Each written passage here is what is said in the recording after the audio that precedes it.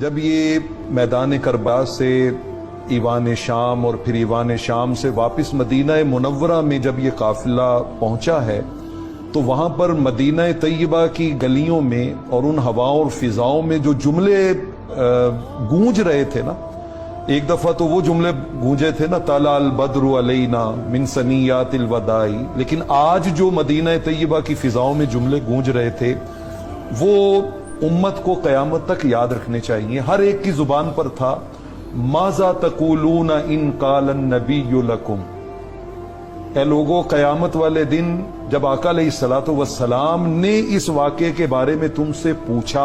تو تمہارے پاس اس کا کیا جواب ہوگا؟ جب آقا کہیں گے ماذا فعلتم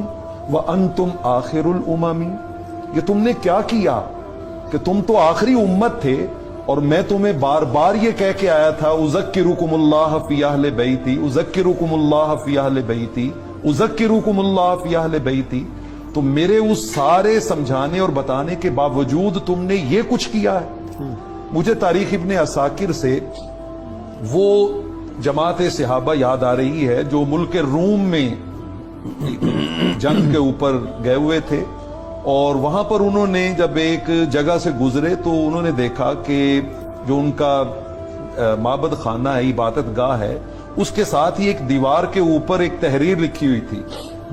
اور وہ تحریر یہ تھی کہ اترجو امت محمد صلی اللہ علیہ وسلم شفاعت محمد بعد ان قتل الحسین،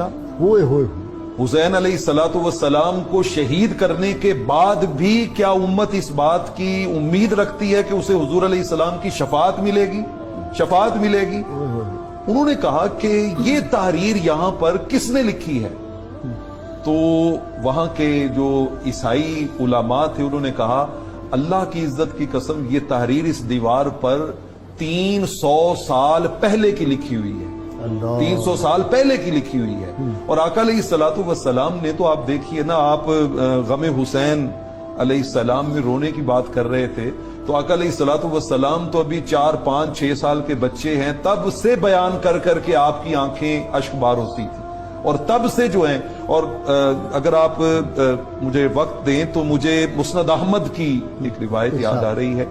حضرت عبداللہ بن نجی رضی اللہ تعالی عنہ کہتے ہیں میرے والد گرامی حضرت نجی نے بیان کیا، اور یہ حضرت مولائے کائنات علی شیر خدا رضی اللہ تعالی عنہ کے وضو کا اہتمام کرنے والے اور آپ کے پانی کا اہتمام کرنے والے خادم خاص تھے۔ کہتے میں آپ کے ساتھ تھا تو ہم جب جنگ صفین پہ جا رہے تھے تو نینوا کی بستی کے پاس سے گزرے تو اچانک حضرت مولائے کائنات کی زبان اطہر پہ آیا اصبر ابا عبداللہ، اصبر ابا، یہ کنیت ہے امام علی مقام کی، اور ابھی امام علی مقام کی جوانی ہے، ابھی جو ہے وہ نوجوانی ہے، اور اس واقعے کو بپا ہونے میں ابھی کئی سال پڑے ہوئے ہیں۔ تو آپ بار بار کہہ رہے ہیں ابو عبداللہ صبر کرنا، ابو عبداللہ صبر کرنا۔ میں نے عرض کی امیر المومنین یہ آپ کس صبر کی بات کر رہے ہیں؟ تو کہتے ہیں میں ایک دن رحمت کونین صلی اللہ تعالی علیہ وآلہ وسلم کی خدمت میں حاضر ہوا تو آقا علیہ الصلوۃ والسلام کی آنکھوں میں آنسوں کی جھڑی لگی ہوئی تھی اور آقا مسلسل رو رہے تھے۔ میں نے عرض کی اغضبک احد، آقا آپ کو کسی نے ناراض کر دیا ہے جو آپ اس طرح آپ کی آنکھوں میں آنسو ہے؟ آپ نے فرمایا نہیں علی ایسی کوئی بات نہیں۔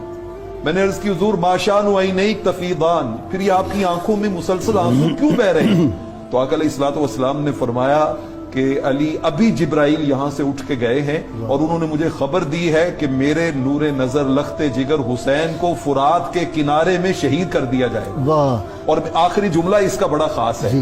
جس سے مطلب سمجھ آتی ہے۔ آقا نے فرمایا لم املک عینی ان تفیضا، فرمایا یہ آنکھیں میرے کنٹرول میں ہی نہیں ہیں، ان میں آنسو کیوں نہ آئے، اس خبر کو سننے کے بعد یہ میرے کنٹرول میں ہی نہیں ہے، اس لیے بے ساختہ ان میں آنسو آ گئے۔ تو وہ بندہ بڑا ہی شکی ہے کہ جو آقا علیہ الصلوۃ والسلام کی اس سنت کے فیض سے محروم ہے، بہت بدبخت اور بد نصیب ہے۔